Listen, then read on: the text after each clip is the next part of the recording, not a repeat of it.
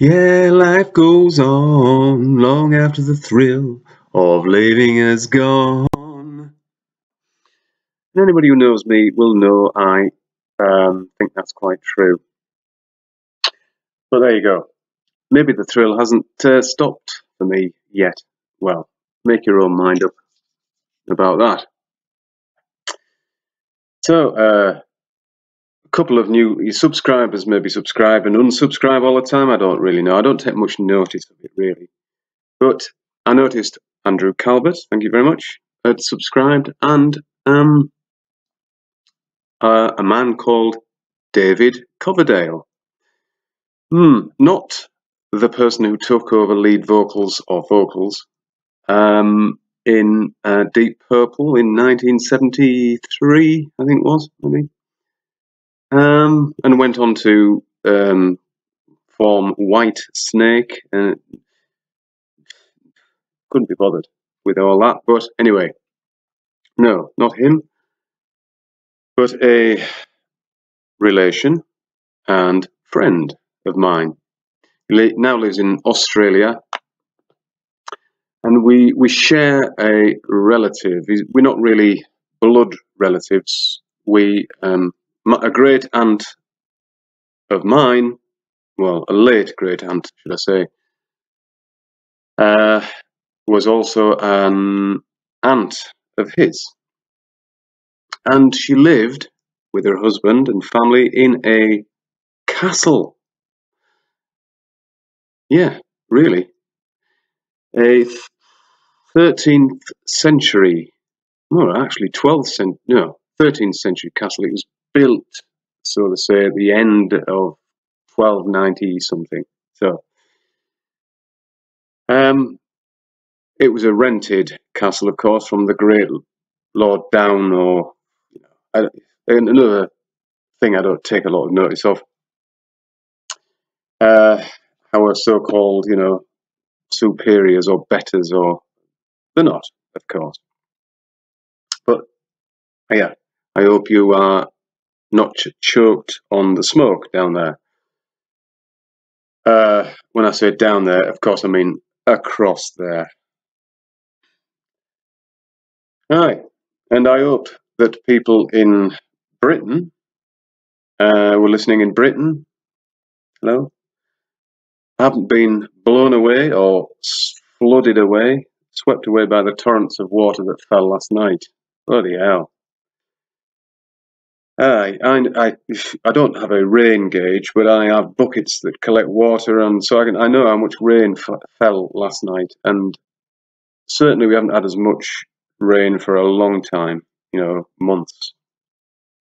But then, people, I haven't seen it. So you haven't got a very good memory for weather events, because this happens quite often. Yet, climate change is happening all the time, because that's what the climate does. It changes from one day to the next, from hour to the next.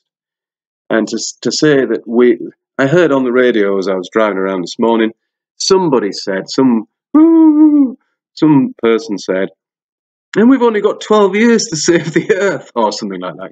We've only got 12 years before climate change is irreversible. Just makes me, well, it should make me cry. These people are so stupid. But I've just, beyond that, and it just makes me laugh.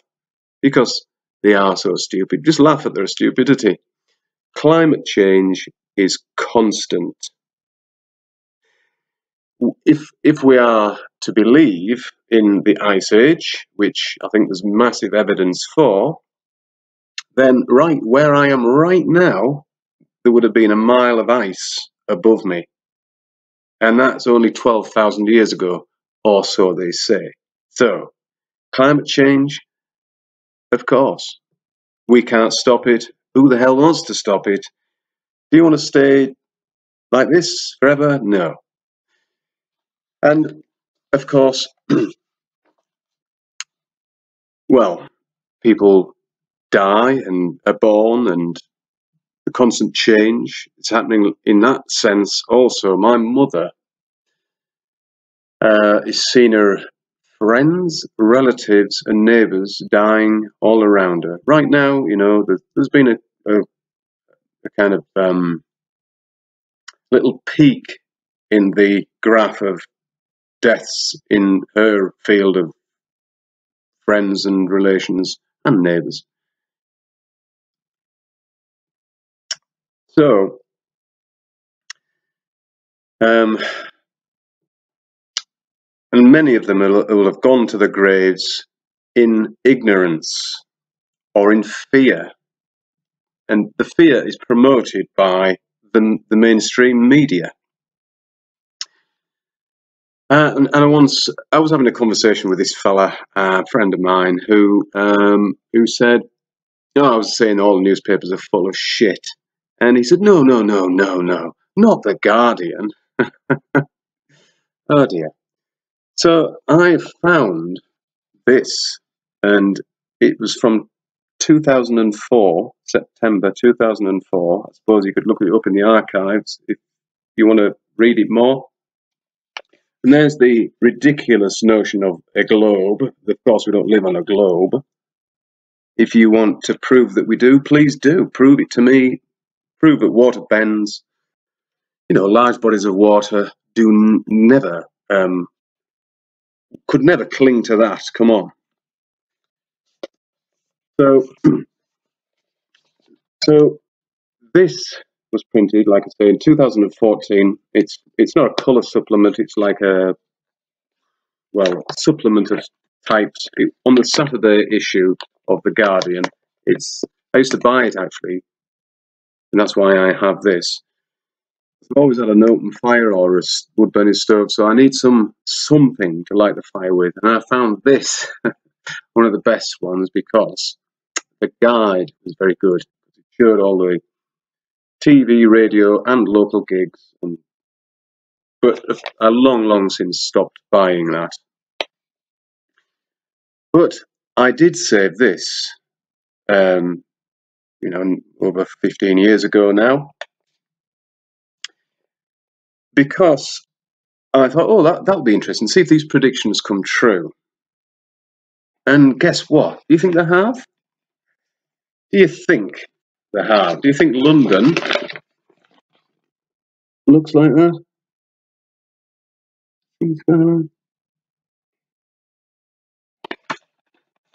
We see, I don't know because I don't live in London. And the last time I was there was probably around this time, actually. Couldn't wait to get out of the place. But this is quite interesting. There's a prediction of Holland. Holland. There's a little picture of Holland there, you see? The windmills and everything there, yeah. And then there's and this is what it will be like. So obviously they got it massively wrong. To my knowledge, the sea level has hardly, not noticeably risen anyway. So there you go. And yet they've got all the lowlands of Holland in the Netherlands, of course, submerged. See, that really proves my point that the Guardian is full of shit, and you should never believe anything, and especially not what the mainstream media are telling you. Right. Now, a little while ago, I was, as I do, sort of walking the perimeter on an evening, and the sun had gone down, and the moon was half full, a waxing moon, so it was just last week. I think it's full tonight, actually, this being, I've got the date here, the 9th of February, 2020. So, I thought, what a great opportunity. Went back to get my camera and just filmed it. Now, the audio, of course, is all, it's all wind. So I'm going to put it on this, add it to this, and maybe do a narration, but maybe not. Maybe not narrate, because but what I will do is I'll just show you what I saw, and then you'll be able to follow it. So the moon was half. That I made a complete mess of that already. The moon was half, and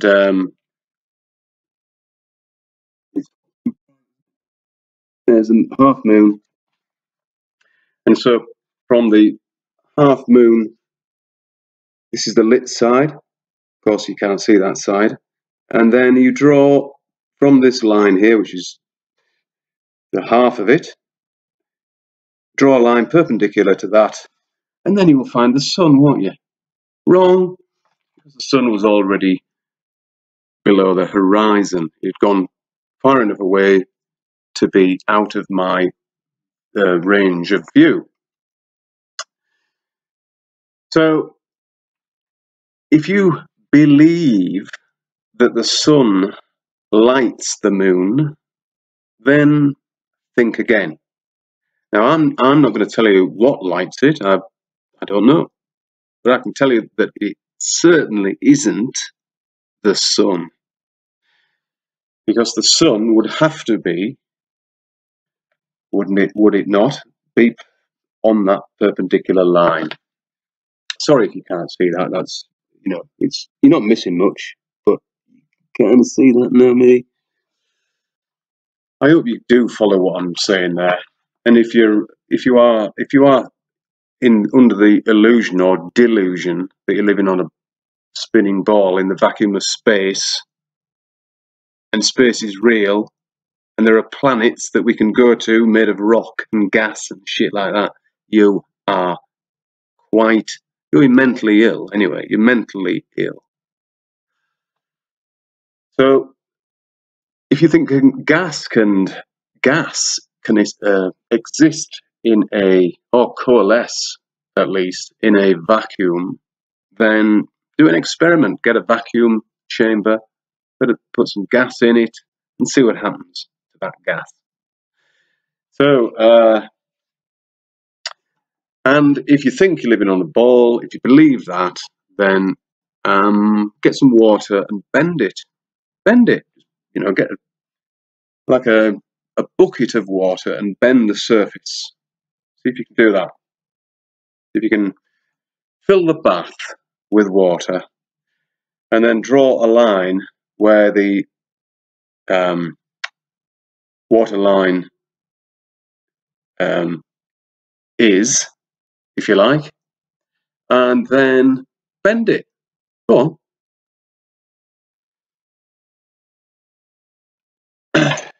You know, they are the most obvious facts of, you know, scientific facts that prove that we're not living on a ball.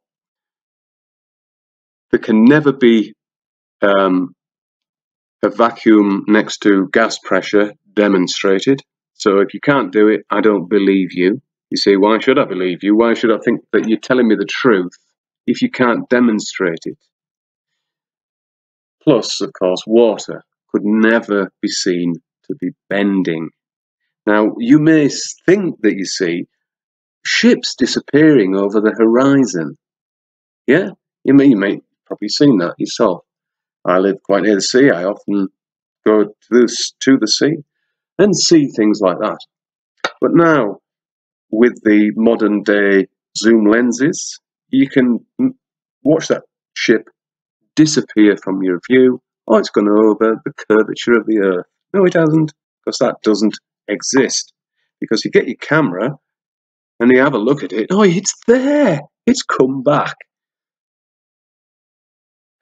So, the other thing is, fortunately, I live in a real good place for this, and I will do it. It's just, you know, the times I've been to this place to try and do this for you all, but not that many times, actually, 3 or 4, but it feels like a lot. The times I've wanted to and looked at the weather and thought, fuck that. And other times I've looked and thought, yeah, I might do it today and go down there and it's just too misty or whatever. But there's a great high cliff. It's 666 feet. And then you can go onto the shore very quickly from one to the other. You know, it only takes 10 minutes to lift or to ride, probably less than that.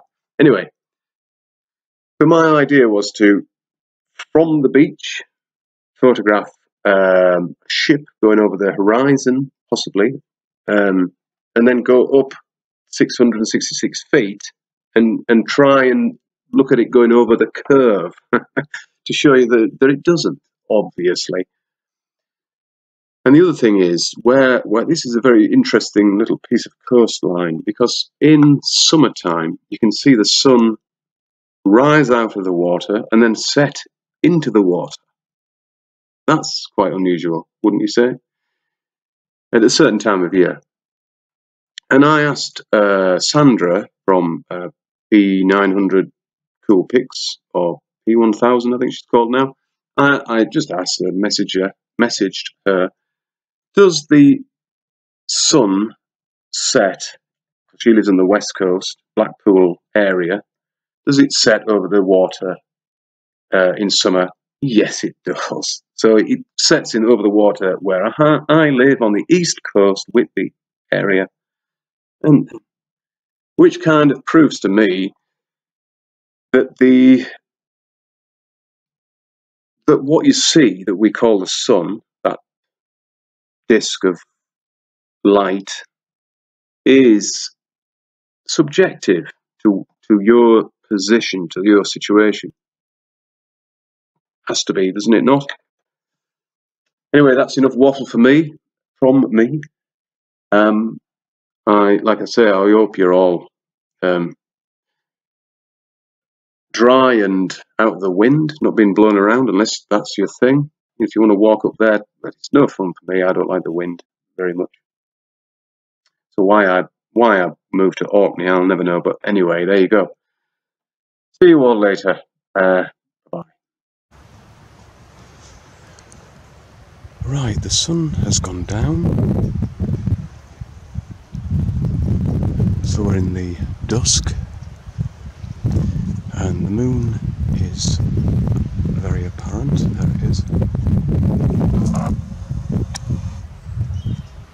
I'll just zoom in a little. It's not going to focus, is it? Anyway, you can see the shape. And you can see that it's a half moon. Now, if you draw a line, which is already there for you really, that divides the moon in half, obviously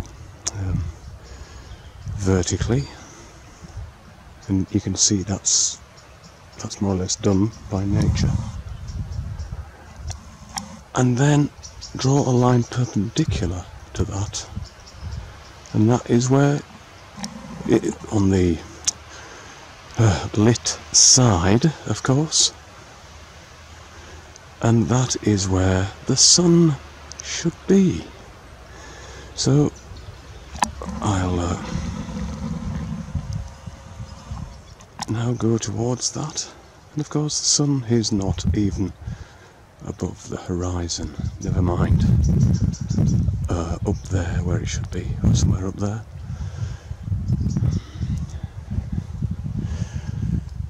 So